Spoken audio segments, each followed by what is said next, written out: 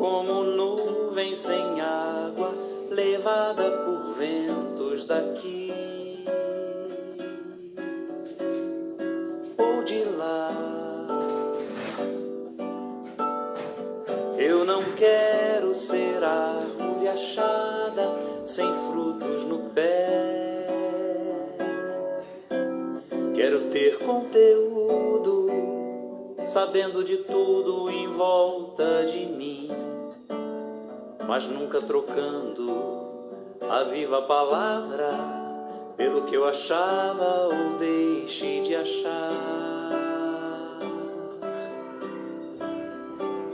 Eu quero ter uma música suave que tire os entraves daqui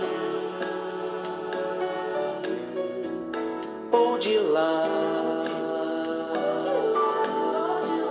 Deus não quer que pecados se escondam no meu coração. Quero ter conteúdo, sabendo de tudo em volta de mim, mas nunca trocando a viva palavra pelo que eu achava ou deixe de achar.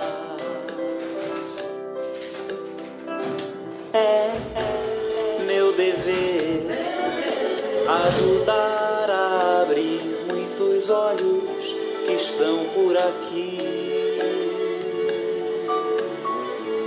ou por lá,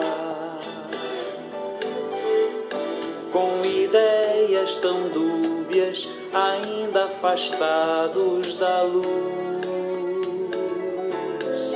Quero ter conteúdo, sabendo de tudo em volta de mim, mas nunca trocando a viva palavra pelo que eu achava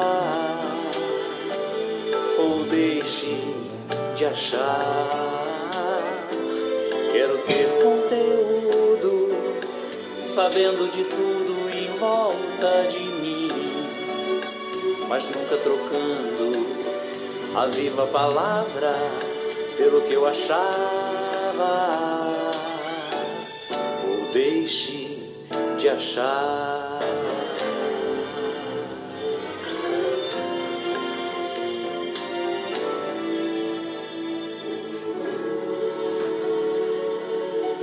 A paz do Senhor, meus irmãos. Nesta manhã quero saudar a todos, convidar a você para nós meditarmos em um texto da Palavra do Senhor, um texto muito conhecido. Abra sua Bíblia em Abacuque, capítulo 3. Vou aguardar um momento, porque eu sei que alguns irmãos, algumas pessoas têm alguma dificuldade de encontrar. Abacuque é um profeta, dos menores profetas no Antigo Testamento. Está ali, depois de Naum. Abacuque, capítulo 3, teremos uma meditação nesta manhã, neste texto, que é uma oração realizada pelo profeta. A oração de Abacuque, que foi escrita em forma de canto, em forma de salmo. Oração do profeta Abacuque sob a forma de canto. Tendo ouvido, ó Senhor, as tuas declarações e me sinto alarmado. Aviva a tua obra, ó Senhor, no decorrer dos anos, e no decurso dos anos faze-a conhecida. Na tua ira lembra-te da misericórdia. Deus vem de Temã e do monte Parã vem o santo. A sua glória cobre os céus e a terra se enche do seu louvor. O seu resplendor é como a luz, raios brilham da sua mão. E ali está velado o seu poder. Adiante dele vai a peste e a pestilência segue os seus passos. Ele para e faz tremer a terra. Olha e sacode as nações. Esmigalham-se os montes primitivos, os outeiros eternos se abatem, os caminhos de Deus são eternos. Vejo as tendas de Cusã em aflição. Os acampamentos da terra de Midian tremem. Acaso é contra os rios, Senhor, que estás irado? É contra os ribeiros a tua ira, ou contra o mar o teu furor, já que andas montado nos teus cavalos, nos teus carros de vitória? Tiras a descoberto o teu arco, e farta está a tua aljava de flechas. Tu fendes a terra com rios. Os montes te veem e se contorcem, passam torrentes de água. As profundezas do mar fazem ouvir a sua voz, e levantam bem alto as suas mãos. O sol e a lua param nas suas moradas. Ao resplandecer a luz das tuas flechas sibilantes, ao fulgor do relâmpago da tua lança, na tua indignação marchas pela terra, na tua ira calcas aos pés das nações. Tu sais para salvamento do teu povo, para salvar o teu ungido. Feres o telhado da casa do perverso e lhe descobres de todo o fundamento. Traspassas a cabeça dos guerreiros do inimigo com as suas próprias lanças, os quais, como tempestade, avançam para me destruir. Regozijam-se como se estivessem para devorar o pobre as ocultas. Marchas com teus cavalos pelo mar, pela massa de grandes águas. Ouviu, o meu íntimo se comoveu, a sua voz tremeram os meus lábios, entrou a podridão nos meus ossos e os joelhos me vacilaram.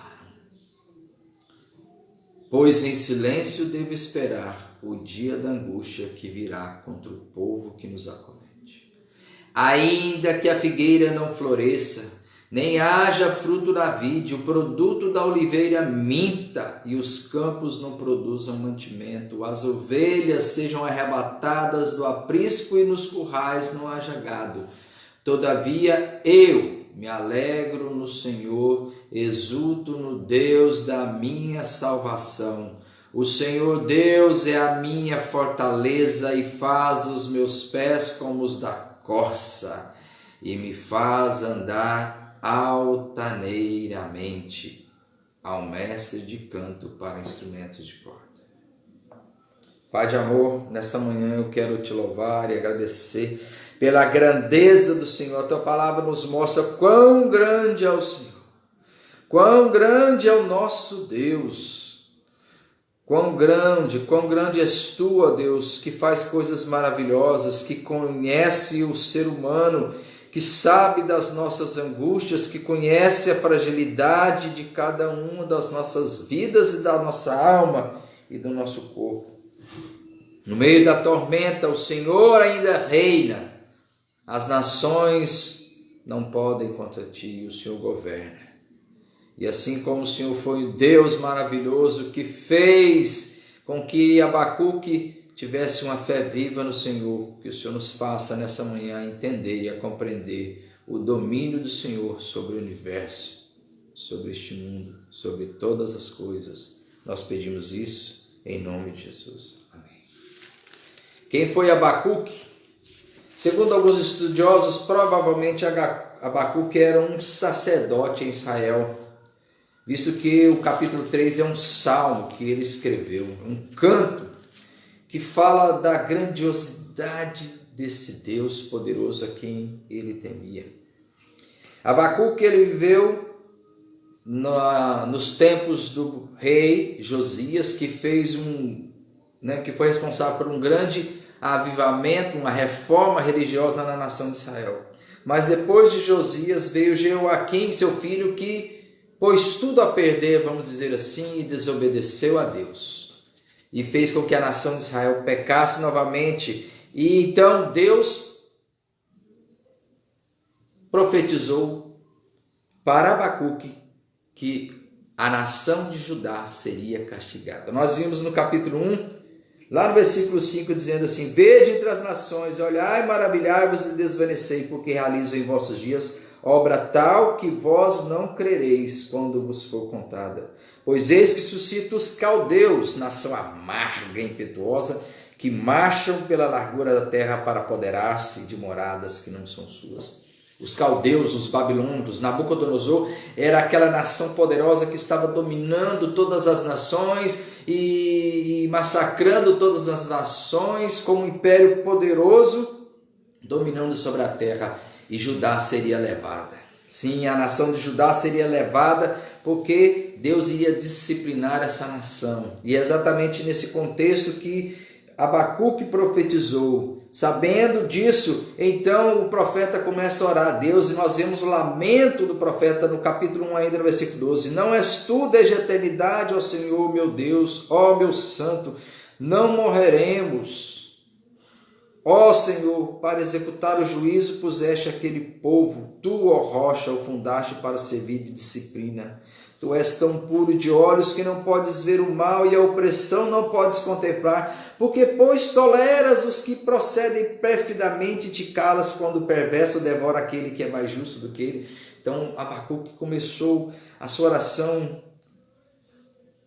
lamentando, discutindo com Deus. Senhor, por que vai permitir que essa nação tão ímpia, que é a nação dos caldeus, os babilônicos, os poderosos babilônicos vão destruir, vão derrotar a nação de Israel, o povo, seu povo, aliás, a nação de Judá? Mas Deus responde a Abacuque, e Abacuque então passa a compreender que tudo passava de um plano soberano do Senhor. Veja, no capítulo 2, versículo 2, o profeta diz: o Senhor me respondeu e disse: escreve a visão, grava sobre tábuas para que a possa ler até quem passa correndo, porque a visão ainda está para cumprir-se no tempo determinado, mas se apressa para o fim, não falhará. Se tardar, espera, porque certamente virá, não tardará. E o versículo 4 é um versículo muito conhecido, a parte final. Eis o soberbo, a sua alma não é reta nele, mas o justo viverá pela sua fé. Então Deus chama a atenção para Abacuque para que ele tenha fé, para que ele seja um justo que viva pela fé, para que a nação de Judá também viva pela fé, que espere no Senhor, que o Senhor há de cumprir o seu propósito. É verdade que a nação de Judá, o povo de Judá seria disciplinado por Deus, mas veja que Deus também profetizou que a nação dos caldeus, o povo caldeu, o império caldeu, ele seria julgado. Os babilônicos seriam julgados. Veja os 5 ais, a partir do versículo 6. Ai daquele que acumula o que não é seu.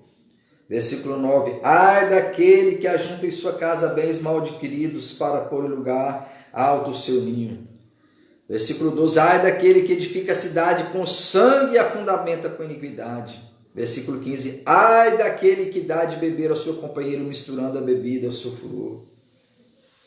E versículo 19 por fim. Ai daquele que diz à madeira, ou seja, ao ídolo de madeira: acorda, e a pedra desperta.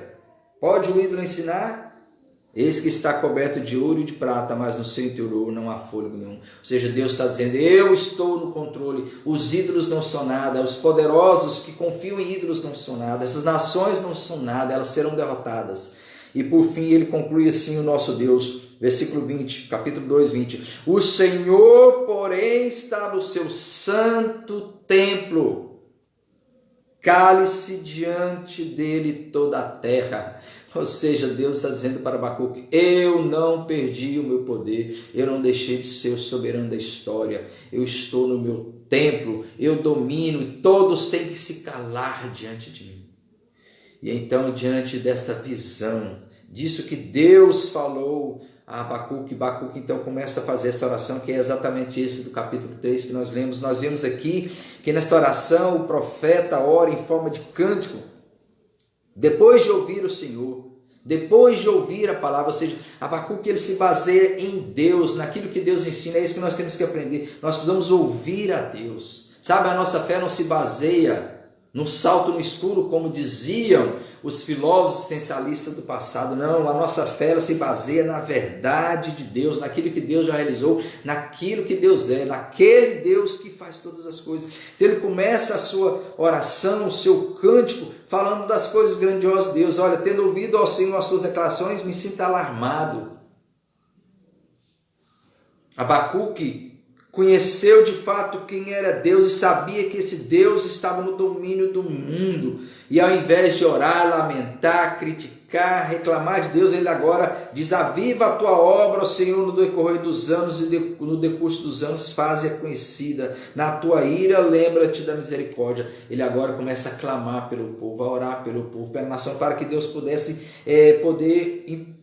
trazer fé ao coração do povo, para que o povo não temesse, para que Deus continuasse obrando, operando, transformando as pessoas, trazendo fé. E de que forma ele fala isso? Fazendo um resumo da história. Veja que ele diz: Deus vem de Temã, e do Monte Parã vem um santo.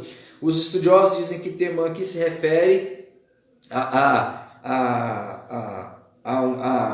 região esqueci o nome lá, mas Parã se refere ao Monte Sinai. E então ele está se referindo à caminhada da nação de Israel pelo deserto, ao êxodo, ao livramento do Senhor. Tanto é que nós vamos ver mais adiante, veja que o versículo 5 diz: adiante dele vai a peste, a pestilência segue os seus passos. Isso é uma referência ao quê? Ao Egito, quando Deus, como um forte, enviou as 10 pragas para mostrar o seu poder e para destruir o poder dos deuses egípcios, para mostrar para os egípcios que os seus deuses não tinham poder em nada. Então aqui é uma narração, na oração de Abacuque, que ele ora, lembrando-se dos grandes feitos. E é interessante, aonde baseia-se a nossa fé? Nos grandes feitos de Deus, a oração, o canto, os hinos. Isso aqui é maravilhoso, porque o hino de Abacuque, esse canto, expressa a grandiosidade de Deus na história da fé. Isso nos mostra que muitas vezes nós precisamos aprender. Os nossos hinos têm que fazer isso. Os nossos hinos têm que fazer como os hinos antigos que diziam: grandioso és tu, e fala das grandezas de Deus. Como o Lutero escreveu aquele hino: castelo forte é o nosso Deus, espada e bom escudo, com seu poder defende os seus em todo transe agudo. Ou seja, sabe, é este que é um hino que leva as pessoas a lembrar da grandiosidade de Deus, do poder de Deus. Os hinos de hoje, sabe, os cânticos de hoje são tão tolos. Fala de abraçar Jesus, beijar Jesus, ai Jesus, não sei o que, meu amor, não sei o que. Não fala da grandiosidade de Deus. Nós temos que nos voltar para aqueles hinos antigos que realmente, como esse hino de adoração de Abacuque, lembrava da grandiosidade de Deus. Sabe, olha o que ele diz, que os caminhos de Deus são eternos. Vejo as tendas de Cusã em aflição, os acampamentos da terra de Midian tremem. Falando o quê? Da saída, do êxodo. Agora a nação de Israel já havia saído do Egito e agora estava conquistando as nações, derrubando as nações ímpias. Sabe, derrubando tudo. Por quê? Porque o poder de Deus estava sobre aquela nação. E na oração de Abacuque ele estava lembrando os grandes feitos do Senhor. Ele diz: tiras a descoberto o teu arco, e farta está a tua jaula de flechas. Tu fendes a terra com rios. Ou seja, o poder de Deus vem como rios, assim, fendendo, destruindo tudo, movendo-se. Deus estava dirigindo a nação. Os montes te veem e se contorcem, passam torrentes de água. Que montes são esses? São os poderosos. Não são os montes, as montanhas, mas os poderosos se contorcem de medo, de temor, para saber que Deus estava agindo. Aqui é uma referência daquela passagem em que o sol e a lua pararam, né? Hoje nós sabemos que na verdade foi a terra que parou, mas naquele texto de Josué, quando fala, olha que ele diz no versículo 11: o sol e a lua param nas suas moradas ao resplandecer a luz das suas flechas sibilantes ao fulgor do relâmpago. Deus agindo de tal forma que até fez um milagre poderoso para que Josué exercesse a vitória e conseguisse a vitória sobre os seus inimigos. Deus está no controle, Deus domina. Tu sais para salvamento do teu povo, para salvar o teu ungido. Esse ungido aqui é o povo de Israel, a nação escolhida. Para salvar o ungido também é uma referência a, claro, o Messias que haveria de vir. E de onde viria o Messias? O Messias seria o herdeiro da nação de Judá. Ele é o leão da tribo de Judá, ele veio de Judá. Se a nação de Judá fosse destruída, ou seja, de onde viria o herdeiro? Toda a promessa estava escrita de que um ungido viria de Judá. Então, certamente, Deus protegeria a Judá, o seu povo.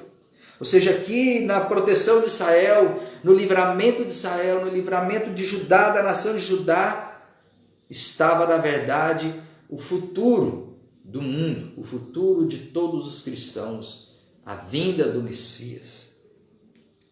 E olha o que ele diz fortemente a partir do versículo 14: traspassas a cabeça dos guerreiros do inimigo com as suas próprias lanças, os quais como tempestade avançam para me destruir, regozijam-se como se estivessem para devorar o pobre as ocultas. Marchas com teus cavalos pelo mar, pela massa de grandes águas. Percebe? Aqui há uma referência, na verdade, agora ao futuro. Enquanto no primeiro parte do cântico ele falou das grandiosidades de Deus, ou seja, dos grandes feitos de Deus, quando Deus fez com que as nações fossem destruídas diante de Israel, de Judá, do seu povo, diante de Deus, diante do seu povo escolhido. Enquanto Deus, ele falou do poder de Deus que se manifestou no Egito, com as pragas que libertou o povo, e depois destruindo todas as nações que se colocavam diante do seu caminho. Agora a profecia vai para o futuro, ele está falando agora da derrota dos caldeus, dos babilônios. Sim, os babilônios ainda estavam dominando, eles eram poderosos, eles marchavam com força, com poder, diziam, regozijavam-se, eu vou devorar os pobres, as ocultas. Mas na verdade aqui já havia uma profecia, já estava falando profeticamente Abacuque a respeito da destruição que viria. E de fato Deus levantou quem? Levantou os medos e os persas para destruir a nação poderosa, o império poderoso dos caldeus, dos babilônicos. Toda a nação babilônica foi destruída, e então a nação de Israel, o povo de Israel pôde voltar a Jerusalém. Judá pode reconstruir os muros de Jerusalém, pôde reconstruir o templo. Neemias e Esdras foram então enviados para isso, para reconstruir. Tudo isso estava escrito, tudo isso estava já decretado nos decretos de Deus. É exatamente esta visão que o profeta tem. Abacuque tem essa visão. E o que levou então ao profeta a se chocar? Olha o que ele diz no versículo 16: ouviu e o meu íntimo se comoveu. A sua voz tremeram os meus lábios, entrou a podridão nos meus ossos e os joelhos me vacilaram. Sabe? Ele se chocou tanto com a visão de Deus. Quando ele viu a Deus, o poder de Deus, ele se sentiu como que, estupefato. Como Isaías, quando ele teve a visão gloriosa de Deus do templo, ele diz, ai de mim, que estou perecendo. Sabe? Quando Moisés também teve a visão de Deus, ele sentiu-se como que desmaiado. Daniel também sentiu-se como adoecido. Quando a pessoa tem uma visão de Deus, um encontro com Deus, ele se sente chocado, abismado, e foi isso que aconteceu com ele. Ouvi, o meu íntimo se comoveu, a sua voz tremeram os meus lábios, entrou a podridão dos meus ossos e os meus joelhos me vacilaram. Ou seja, certamente ele caiu de joelho, não teve nem condições de ficar de pé.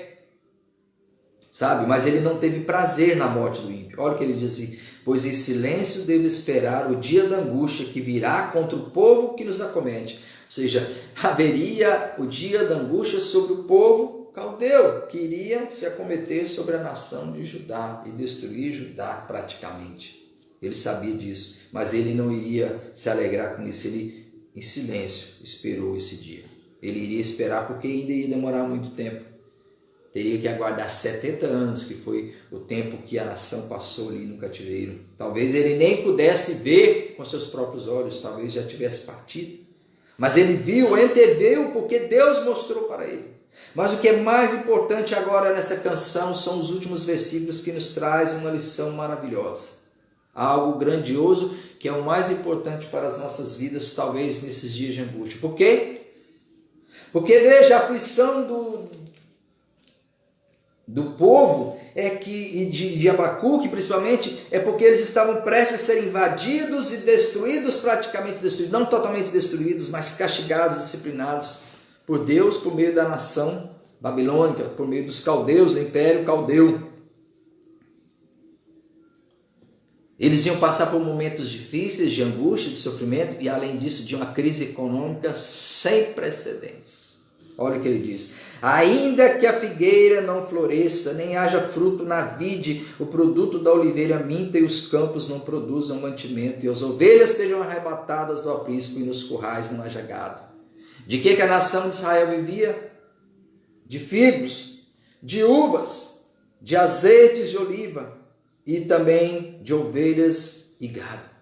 Esta era a economia, e ele que está dizendo: olha, nós vamos passar por momentos terríveis, momentos econômicos terríveis. A nossa economia irá surtar, ela irá fraquejar, ela irá entrar em colapso. Por quê? É isso que ele está antevendo com o poder dos caldeus, com o poder da Babilônia. Ele sabia que isso iria acontecer, mas ele disse: ainda que isso aconteça, eu me alegro no Senhor, exulto no Deus da minha salvação. Ele tinha motivo, por quê? Porque ele aprendeu, como o Senhor Deus falou, a viver pela fé. O que ele diz: eis o soberbo, a sua alma não é reta nele, mas o justo viverá pela sua fé. Deus já havia falado: viva pela fé, e confie, creia no poder do seu Deus, isso passará. É um momento que isso passará. Certamente levou muito tempo, mas ele agora pode cantar. Ele não mais reclamava de Deus, ele não mais murmurava, ele agora dizia: ainda que a figueira, ou seja, ainda que toda a economia da nação entre em colapso, ainda que não tenhamos mais figos, nem uvas, nem azeites, nem gado, nem ovelhas, todavia eu me alegro no Senhor e exulto no Deus da minha salvação. O Senhor Deus é a minha fortaleza e faz os meus pés como da corça e me faz andar altaneiramente. Ou seja, a visão dele é que ele agora seria como a corça, que teria os pés firmados, poderia correr pelos montes em busca de água, em busca de pasto, porque Deus é o seu refúgio, a sua fortaleza. Ele confiava em Deus, ele tinha esperança no futuro do que Deus iria realizar, mesmo sabendo que eles iriam passar por momentos difíceis. Interessante que, se nós formos aplicar para nós hoje, nós estamos vendo uma realidade muito parecida, porque nós estamos aí passando por momentos tão terríveis. Não é a Babilônia, não é Nabucodonosor, não são os caldeus que estão prontos a invadir, ou a derrotar, ou a nos levar cativos. Não, é um inimigo invisível que tem trazido preocupação não somente para o Brasil, mas para o mundo todo. Em especial, nós estamos orando hoje, nesta manhã, e jejuando por causa da nação, mas nós não podemos simplesmente crer assim: não, agora ao jejuarmos e orarmos, a cura virá. Não, a gente tem que estar preparado para tudo, inclusive para sofrermos.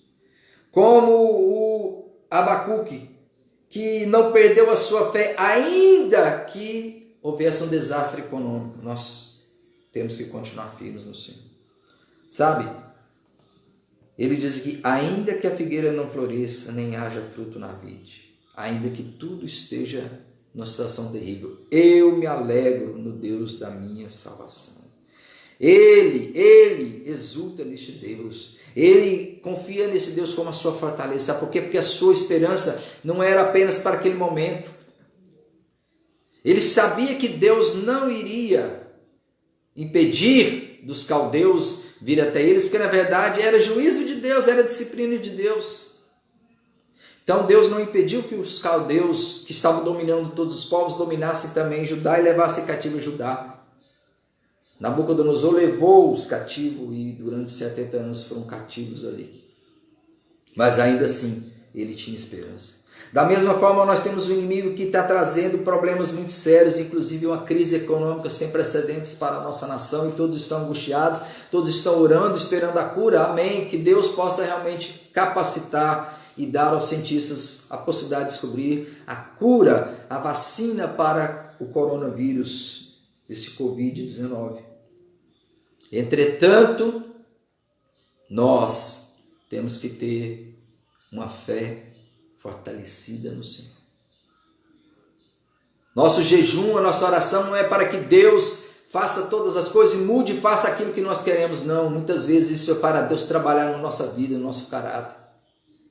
Deus pode trazer a cura, amém. Eu espero que isso traga. Todos nós esperamos isso, todos nós oramos por isso. Mas e se isso demorar? E se a crise econômica vier? E se a angústia continuar? E se nós desfalecermos? E se nós fraquejarmos? Isso é pior quando nós perdemos a nossa fé. Nós não podemos esperar, infelizmente, às vezes nós estamos baseando a nossa fé em coisas. Abacuque não, ele não baseava-se em coisas, ele não se baseava naquilo que poderia ser palpável. Abacuque diz: eu me alegrarei no Senhor, eu exulto Deus na minha salvação. Ele tinha uma esperança que transcendia, a sua fé transcendia a circunstância. Assim como Paulo diz: alegrai-vos sempre no Senhor, outra vez vos digo, alegrai-vos. Eu já falei sobre isso. Paulo estava preso, Paulo não estava, a sua alegria não dependia de um momento alegre, ele não estava numa mesa de bar, não estava no spa, não estava num colão de férias, ele não estava numa festa, ele estava preso, mas ele disse: alegrai-vos sempre no Senhor, outra vez vos digo, alegrai-vos. Sabe, o apóstolo Paulo ele diz assim: se a nossa esperança em Cristo se limita apenas a esta vida, somos os mais infelizes de todos os homens. Muitas pessoas acham que nós temos que orar para que tudo seja bom aqui, que a gente tenha prosperidade, veja os milagres, veja as coisas acontecerem, muita prosperidade financeira. Eu profetizo que haverá prosperidade para a nação. Ou seja, parece que a esperança das pessoas estão apenas nessa vida. Paulo diz que se a nossa esperança em Cristo se limita apenas a esta vida, nós somos os mais infelizes de todos os homens. Em qual contexto ele diz isso? Lá em 1 Coríntios, capítulo 15, versículo 19, quando ele fala da ressurreição. Sabe, o mais incrível é que a esperança do cristão não é nesta vida. É quando ele diz assim no versículo 54: e quando este corpo corruptível se revestir de incorruptibilidade, o que é mortal se revestir de imortalidade, então se cumprirá a palavra que está escrita: tragada foi a morte pela vitória. Onde está a morte, a tua vitória? Onde está a morte, o teu aguilhão? O aguilhão da morte é o pecado, e a força do pecado é a lei. Graças a Deus que nos dá a vitória por intermédio de nosso Senhor Jesus Cristo. Que vitória é essa? É a vitória sobre a morte, é a vitória da ressurreição. Não é a vitória de prosperidade, de cura, de tudo mais, não. Isso aí é maravilhoso, isso são coisas maravilhosas que Deus pode nos dar e nós queremos que Ele dê e nós esperamos isso. Mas a maior esperança do cristão, a verdadeira esperança, a vitória é a vitória sobre a morte, mas na ressurreição. Nós não podemos esperar apenas neste mundo, nessa vida.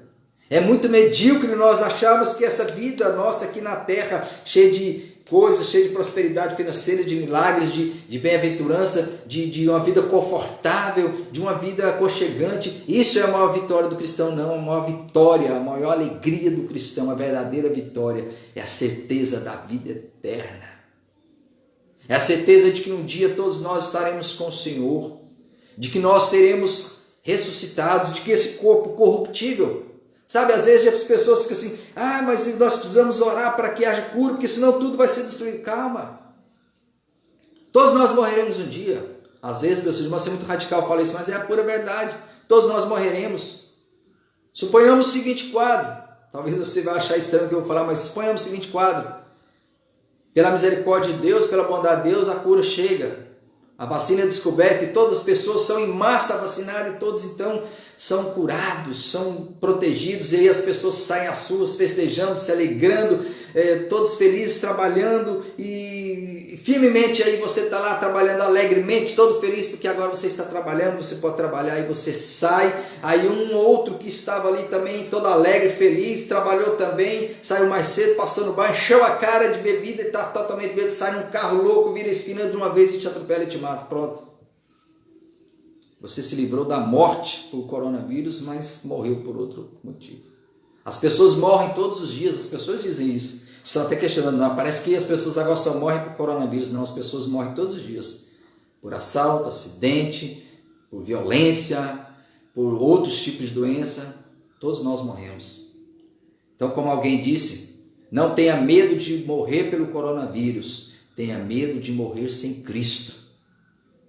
Jesus disse: não tema aquele que pode destruir o seu corpo. Antes tema aquele que pode tanto enviar o seu corpo como a sua alma para o inferno. Tema a Deus. Creia no Senhor Jesus Cristo. Ele morreu lá na cruz, não foi à toa. Ele morreu lá por você, derramou seu sangue por você. Você precisa de Jesus, ter a certeza da vida eterna. Se você tem a certeza da vida eterna, e se você teme a Deus, você não tem medo de nada. Sabe, quem teme a Deus não tem medo de nada, disse certo pensador, me fugiu agora o nome dele, mas ele disse: quem teme a Deus não tem medo de nada. Sabe por quê? Não tem medo da morte.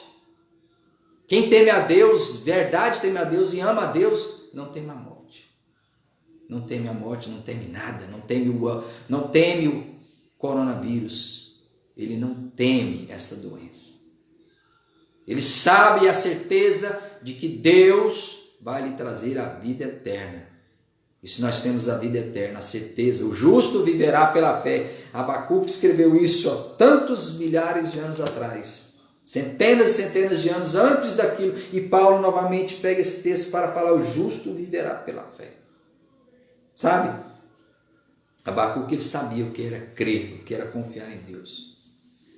E ele diz: o Senhor Deus é a minha fortaleza e faz os meus pés como os da corça e me faz andar altaneiramente, com os olhos erguidos para Deus, com os olhos fitos em Deus, com a certeza de que Deus iria restaurar a nação, como de fato restaurou. Assim como de fato Deus está no controle de todas as coisas. Não tema a doença, tema a Deus. Não tenha medo da morte, tema a Deus. Não tenha medo do vírus, tema a Deus. Creia no Senhor Jesus Cristo, que Ele te promete nada mais nada menos do que a vida eterna. Não essa vida tão medíocre de 70 anos em média. Sabe, imagina, a vida de 70 anos, parece que é muita coisa, mas na verdade, a vida de 70 anos comparada à eternidade não é nada. A vida eterna é muito superior a essa vida medíocre de poucos anos. Vamos confiar no Senhor, porque Ele nos fará andar altaneiramente. Amém. Pai de amor, muito obrigado por termos a oportunidade de ler a Tua palavra e entender, ó Deus, que o Senhor tem muito a nos ensinar. Nós precisamos continuar lendo a palavra do Senhor, porque é a Tua palavra que vai dar-nos vigor para enfrentar todas as nossas lutas e provações. Que o Espírito Santo do Senhor possa nos conduzir a ter fé no Senhor. E a não crer em homens, a não esperar em homens, a não esperar na política, a não esperar nos cientistas, a não esperar no poder da carne, mas esperar no Senhor. E ter a certeza, a convicção de que as nossas vidas estão em Suas mãos. Nós não podemos temer nada, nós temos que temer ao Senhor e confiar na Tua graça verdadeira. Que o Senhor nos capacite isso, que o Teu Espírito Santo nos faça crer, temer e tremer diante de Ti e diante da Tua palavra. Em nome de Jesus nós pedimos isso. Amém. Amém, meus irmãos? Guarde isso no seu coração. Essa é a aplicação mais importante desse texto. Espere no Senhor, confie no Senhor. Tudo dará certo.